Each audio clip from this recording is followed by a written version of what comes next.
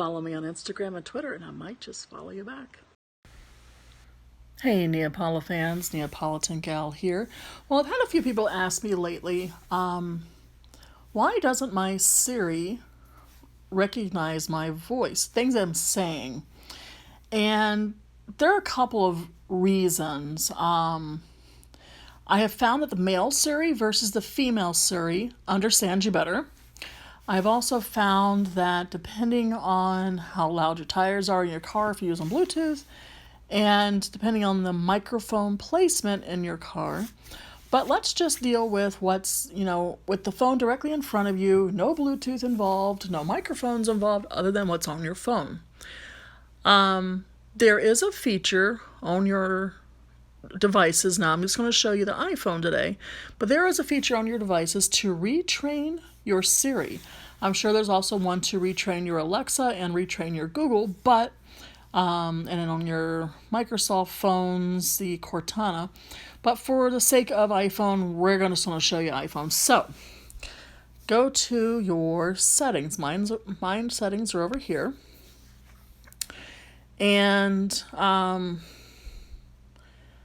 think Control Center. No, we're going to go to Siri and Search. Okay, so Siri and Search. So see the top thing that says listen for Hey Siri. If you untick that and then tick it back on, you'll get this screen. And we're going to follow along.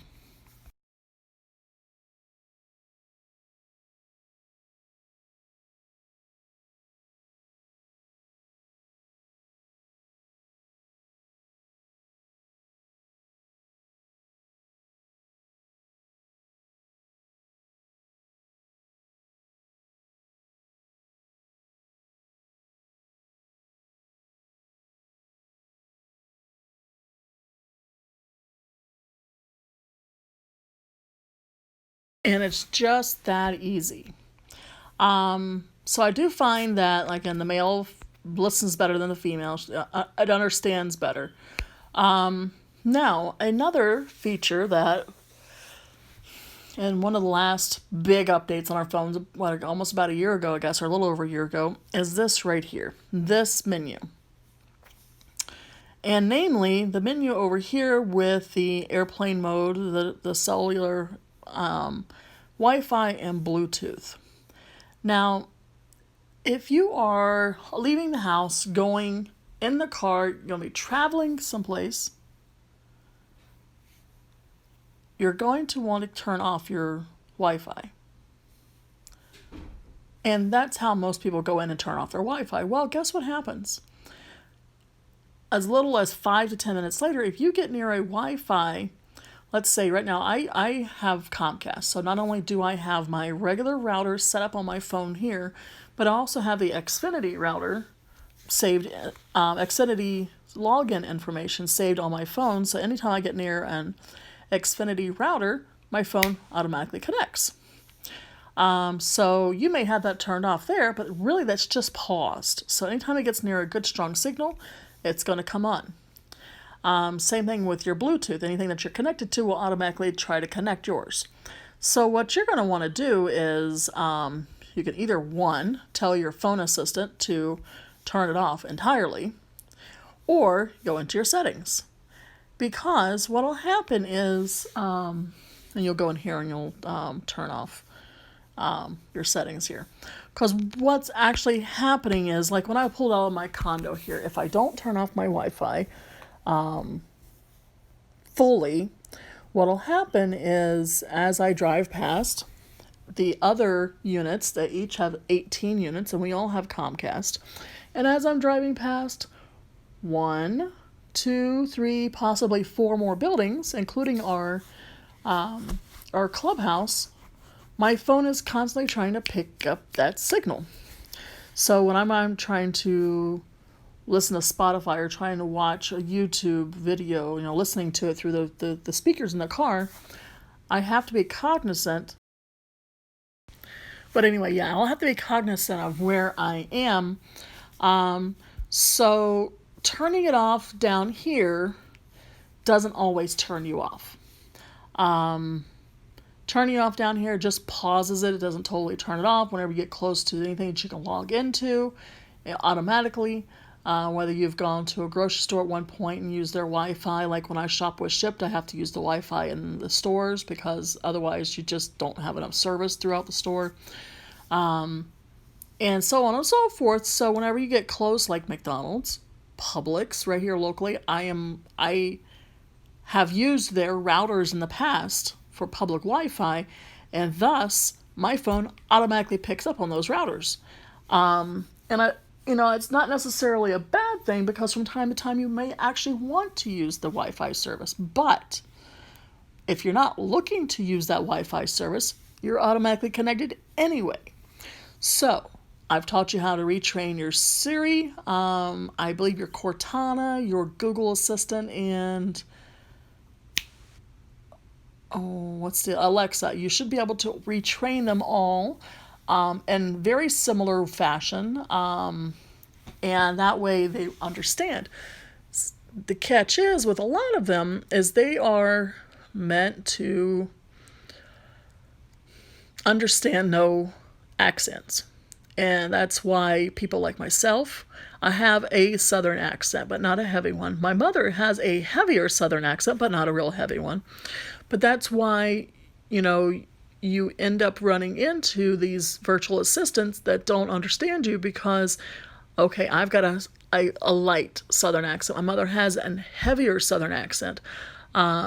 Somebody from Massachusetts or somebody from Maine, somebody from New York and New Jersey could have, or somebody from Tennessee or Kentucky, West Virginia, any of those states along the Carolinas, Georgia, Alabama, Louisiana, Texas, states that have a real pronounced Southern accent, or states that have real pronounced accents to begin with, or countries that have real pronounced accents.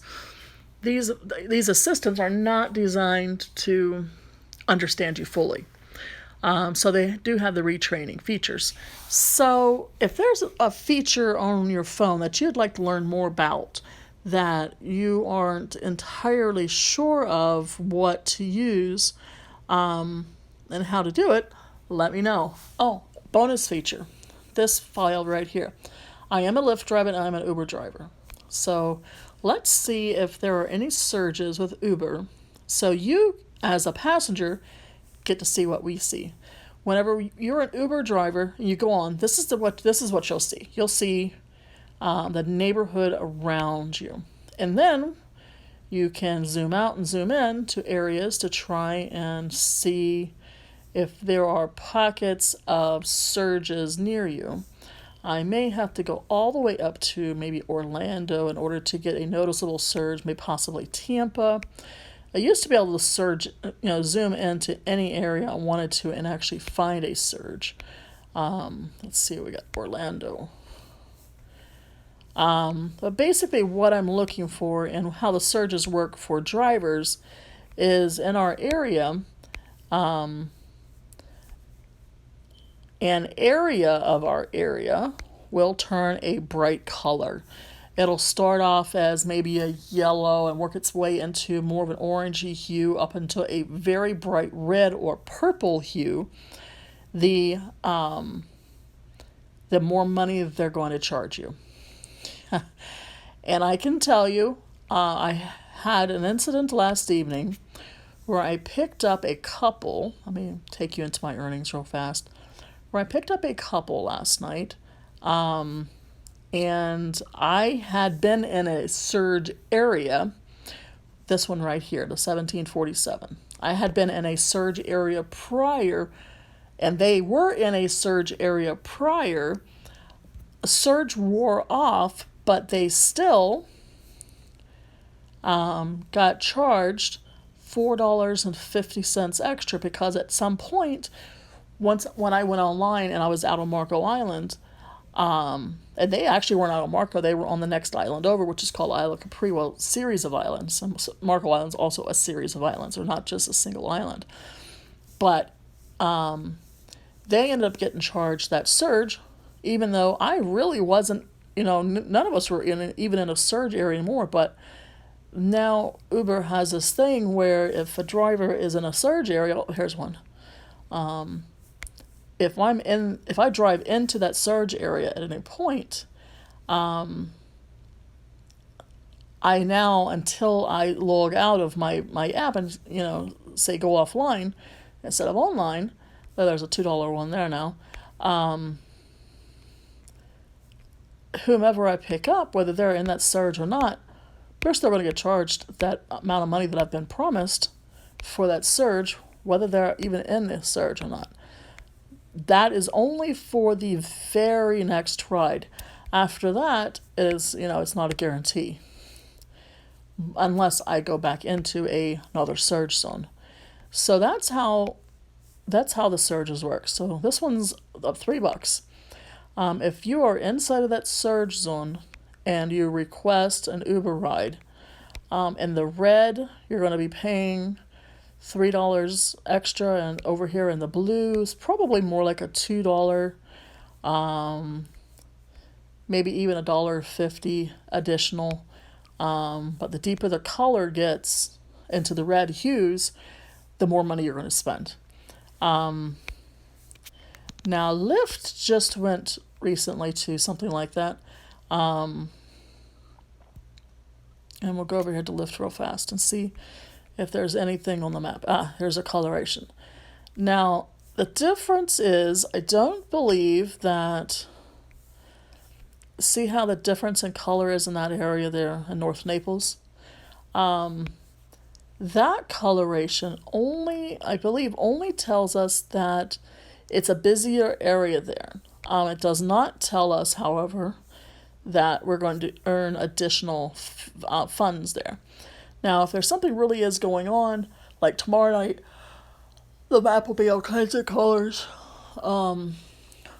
But what'll happen is Lyft, when there is actually an area that they're going to charge a prime time for, it'll be pink on our maps. Now let me show you. I'm going to close out of here. I'm going to go back over here to Uber real fast and see if we can find a surge zone. Hopefully there's not one local, because I've got to dry my hair before I can go anywhere. Okay, so this is the Uber driver app. Now if I open up the Uber rider app and go down to the same area, let me show you something. It is not going to show you that. Let me zoom way out, go down here to the island. Okay, so see here the island? That doesn't show you, and this is that same area here. Riders don't get to see the same thing that drivers see. So you don't, as a rider, don't get to see that you're going to be spending extra until you've already requested the ride. So there's a couple of tricks of the trade for you. I hope you enjoyed listening to me talk. I know my accent's going in and out. It's okay.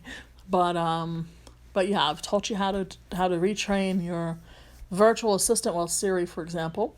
I've told you how to make your Wi-Fi not to be as obnoxious as it is. And I've showed you a trick with rideshare.